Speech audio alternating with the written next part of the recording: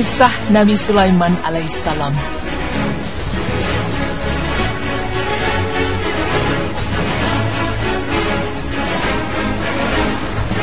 Dan sesungguhnya kami telah memberi ilmu kepada Daud dan Sulaiman, dan keduanya mengucapkan, segala puji bagi Allah yang melebihkan kami dari kebanyakan hamba-hambanya yang beriman.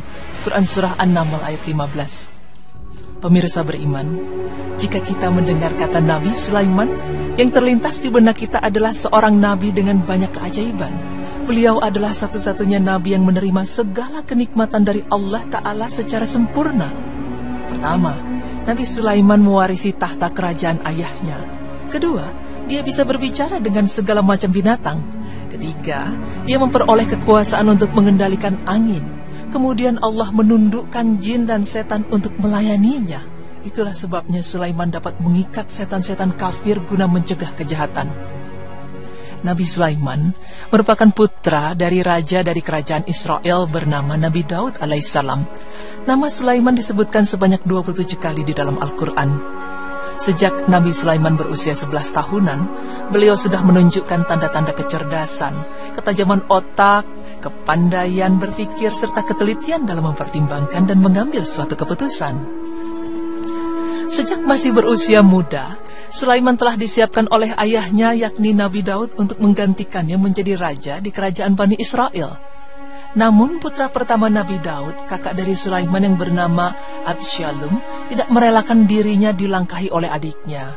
Ia beranggapan bahwa dialah yang sepatutnya menjadi putra mahkota, dan bukan adiknya yang lebih lemah fisiknya, serta lebih muda usianya. Dan menurutnya, Nabi Sulaiman belum banyak mempunyai pengalaman hidup seperti dirinya. Maka segala taktik dan strategi dilakukan Absyalom untuk merampas harta dan kekuasaan dari tangan ayahandanya secara paksa, hingga akhirnya tahta itu pun jatuh di tangan Absyalom.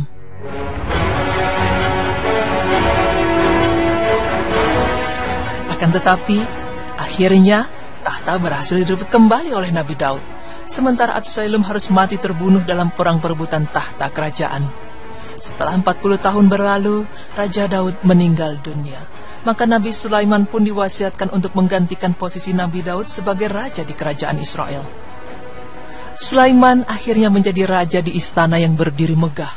Beliau yang telah berkuasa penuh atas kerajaan Bani Israel yang makin meluas dan melebar, diberikan oleh Allah kekuatan untuk menundukkan makhluk-makhluk lain, yaitu jin, angin, dan burung-burung, yang kesemuanya berada di bawah perintahnya untuk melakukan apa yang dikehendakinya.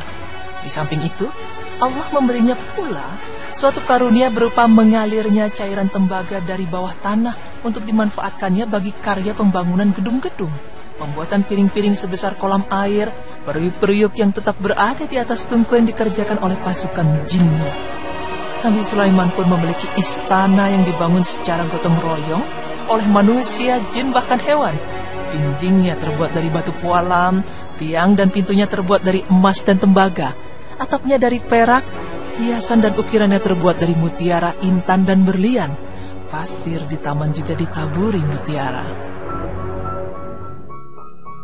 Mukjizat lain yang diberikan oleh Allah kepada Sulaiman ialah kesanggupan beliau menangkap maksud yang terkandung dalam suara binatang-binatang. Juga sebaliknya, binatang-binatang dapat pula mengerti apa yang diperintahkan dan diucapkan Nabi Sulaiman. Maka ketika Nabi Sulaiman berpergian dalam rombongan kafilah yang besar yang terdiri dari manusia, jin, dan binatang-binatang lain menuju ke sebuah tempat bernama Asgalan, ia melalui sebuah lembah yang disebut lembah semut.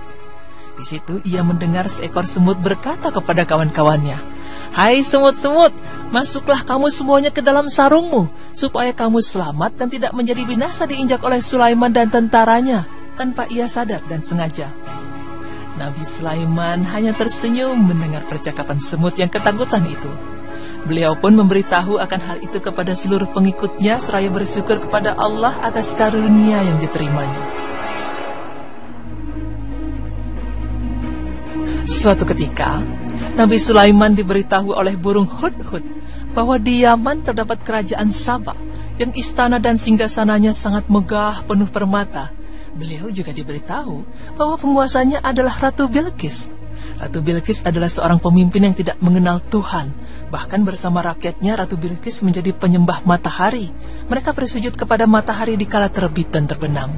Dan untuk mengetahui kebenaran dari berita burung Hudhud, maka Nabi Sulaiman mengutus burung Hudhud untuk mengirim sebuah surat kepada Ratu Bilqis yang berisi permintaan untuk bertaubat kepada Allah Subhanahu wa Ta'ala. Karena apabila ia tidak menuruti perintah untuk bertaubat kepada Allah Subhanahu wa Ta'ala, maka negerinya akan diserbu pasukan Nabi Sulaiman yang gagah berani. Ratu Bilqis tetap menolak untuk bertaubat karena tidak meyakini bahwa Sulaiman adalah seorang nabi yang diutus oleh Allah Subhanahu wa Ta'ala. Ratu Bilqis pun akhirnya menggunakan cara dengan memberikan iming-iming berupa hadiah-hadiah berharga untuk Nabi Sulaiman agar tidak menyuruhnya untuk beriman kepada Allah. Namun Sulaiman menolaknya karena beliau merasa bahwa apa yang sudah diberikan Allah terhadapnya adalah lebih dari cukup. Nabi Sulaiman mendengar kabar bahwa Ratu Bilqis akan mengunjungi kerajaannya. Dan setelah mengetahui keberangkatan Ratu Bilqis, Nabi Sulaiman pun bertanya kepada semua jin, "Siapakah di antara kalian yang dapat mengambil istana Ratu Bilqis sebelum ia sampai di sini?" Maka dijawablah oleh raja dari segala jin, "Saya sanggup membawanya sebelum pertemuan ini berakhir." Pada saat itu, muncullah malaikat yang menjelma sebagai manusia dan ia mengatakan, "Insya Allah saya sanggup mendatangkan istana Ratu Bilqis sebelum engkau menggerakkan pelupuk matamu." Dan dalam sekejap saja, istana itu sudah ada di hadapan Nabi Sulaiman. Maka ketika Ratu Bilqis tiba di kerajaan Sulaiman, Sulaiman pun bertanya kepadanya, "Beginikah istanamu?" Ratu Bilqis pun tercengang keheranan seraya berkata, "Agaknya itulah." Seperti dalam firman Allah yang artinya, "Dan ketika Bilqis datang, ditanyakanlah kepadanya, 'Serupa inikah singgasanamu?' Dia menjawab, 'Seakan-akan singgasana ini singgasanaku. Kami telah diberi pengetahuan sebelumnya dan kami adalah orang-orang yang berserah diri." Quran Surah An-Naml ayat 42. Ratu Bilqis yang melihat singgasananya di antara singgasana Nabi Sulaiman tercengang takjub dengan segala ilmu dan keajaiban di matanya. Ratu Bilqis pun merenung menyadari kelemahan dirinya terhadap kebesaran dan kekuasaan Allah yang dipertunjukkan oleh Nabi Sulaiman. Ia pun yakin bahwa Nabi Sulaiman memang benar-benar seorang nabi utusan Allah. Maka tunduklah Ratu Bilqis kepada Nabi Sulaiman, dan sejak saat itu ia menyatakan keimanannya kepada Allah Subhanahu wa Ta'ala. Mengenai wafatnya Nabi Sulaiman, tidak ada tanda-tanda yang menunjukkan kematian beliau kecuali anai-anai yang memakan tongkatnya, yang ia buat sebagai sandaran ketika Allah mengambil nyawanya. Para jin yang sedang mengerjakan bangunan atas perintah beliau juga tidak mengetahui bahwa beliau telah meninggal, kecuali setelah mereka melihat Nabi Sulaiman tersungkur jatuh di atas lantai akibat jatuhnya tongkat sandarannya yang dimakan oleh anai-anai. Seperti dalam firman Allah yang artinya, "Maka tatkala kami telah menetapkan kematian Sulaiman, tidak ada yang menunjukkan kepada mereka kematiannya itu kecuali anai-anai yang memakan tongkatnya. Maka tatkala ia telah tersungkur, tahulah jin bahwa kalau sekiranya mereka mengetahui yang gaib, tentulah mereka tidak akan tetap dalam siksa yang menghinakan." Quran Surah Saba ayat 14. Nah, pemirsa beriman, demikianlah kisah Nabi Sulaiman alaihissalam sejak ia kecil dan sebelum menjadi raja hingga ia menjadi raja, sampai ke kisah mengenai wafatnya Nabi Sulaiman. Dan sesungguhnya hanya Allah Ta'ala lah yang mengetahui kebenaran mengenai kisah wafatnya Nabi Sulaiman. Semoga informasi tadi dapat bermanfaat dan menambah pengetahuan serta keimanan kita kepada Allah Subhanahu wa Ta'ala. Dan semoga kita dapat mengambil hikmah dari kisah Nabi Sulaiman bahwa beliau tidak pernah menyombongkan diri dan murtad kepada Allah meskipun harta kekayaannya melimpah. Amin ya Rabbal Alamin.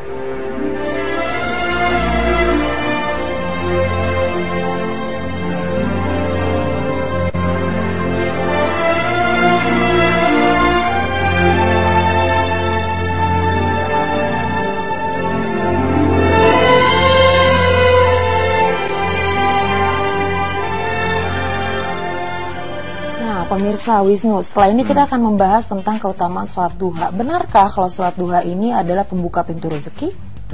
Banyak yang bilang seperti itu sebenarnya. Banyak yang bilang, Iya. tapi aku nggak tahu sebenarnya kayak apa ya. Iya. Tapi kita lihatnya nanti pemirsa, jangan kemana-mana, tetap di Berita Islami Masa Kini.